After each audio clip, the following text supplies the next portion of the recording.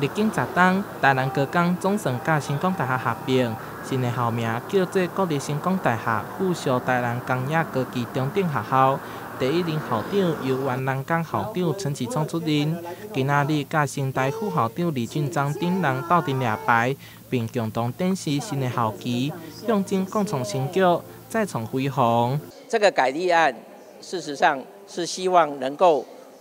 符合教育部垂直整合的精神，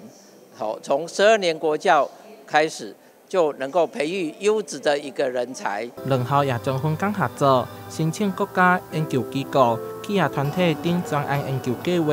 甚至甲企业产学合作。未来新代每一档也将编列2500万的经费予南工，用伫咧奖学金、校务发展以及发展产学合作等等。在以后跟成大那边有一个很好的